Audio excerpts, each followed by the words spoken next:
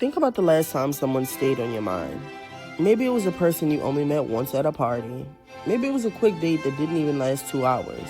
But for some reason, you kept replaying it in your head. Why? It probably wasn't because they told you their entire life story or texted you 10 times the next morning.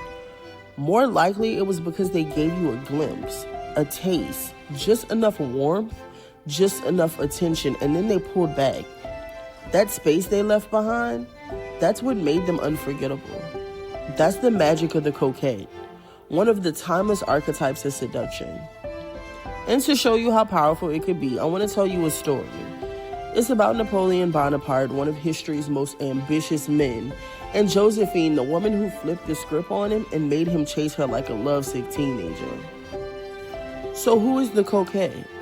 The coquette is defined by balance, warm but not clingy, interested but not desperate, present but never fully available. They don't give you everything at once. They don't fill every silence. Instead, they let curiosity breathe. They leave people wondering, what's next? What aren't they saying? Now, this isn't about being manipulative or cruel. A true coquette isn't faking disinterest. They simply move at their own rhythm. They know that the attention feels more valuable when it's not always guaranteed. They understand that mystery isn't hiding who you are, it's revealing yourself slowly. So let's rewind to France in the late 1790s. Napoleon Bonaparte is at the top of his game. He's brilliant, fiery, always charging forward. When he wants something, he doesn't wait, he takes it. Then he meets Joséphine. She's elegant, socially graceful, older than him, and very different from the kind of woman he's used to. And from the beginning, she does something unusual. She doesn't melt under his intensity. When he writes her long, desperate love letters from the battlefield, she doesn't respond right away. Sometimes she answers warmly, sometimes she's distant. Sometimes she's available to him, sometimes she has other priorities. For a man like Napoleon, who could storm into cities and have them surrender by nightfall, Joséphine was an entirely new challenge. He couldn't conquer her force or persistence. The more he tried, the more she pulled back, and the more obsessed he became. This wasn't because she was cruel. She genuinely valued her independence, her social circle, and her own pace. That authenticity made her rhythm unbelievable. And in the process, she flipped the entire dynamic. Napoleon, the great general, was the one waiting, begging, and chasing. That's coquette energy in its purest form. So why does it work? So what's really happening here? Why does this push-pull style create such attraction? First, scarcity makes value. When someone isn't always available, our brains rank it as it's the most important thing.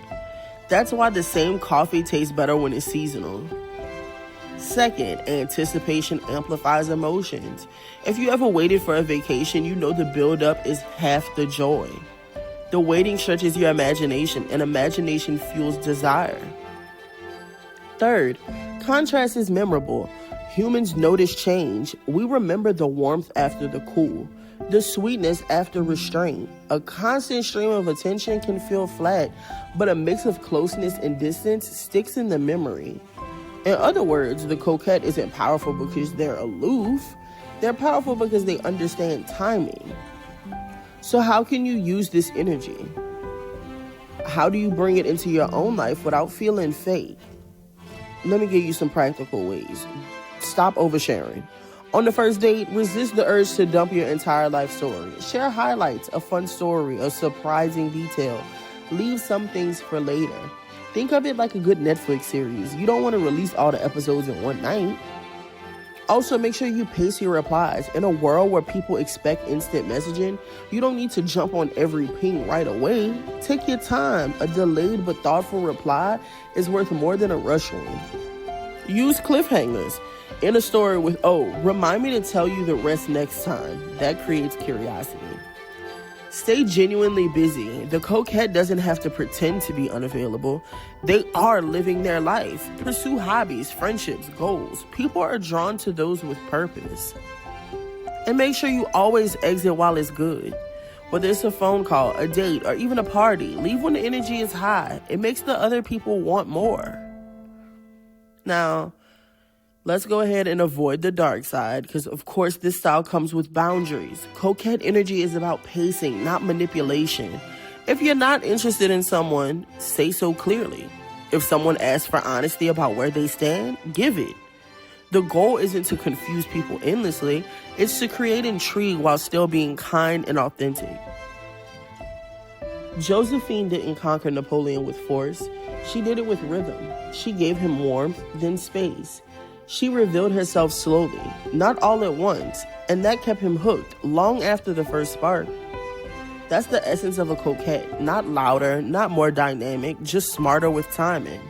So the next time you're tempted to overshare, overtext, or overexplain, remember this: a little mystery is powerful. Be present, then pull back. Share a scene, not the whole movie. Leave them waiting for the next chapter. That balance of warmth and distance is what makes you unforgettable. That's the art of seduction and the timeless power of the coquette.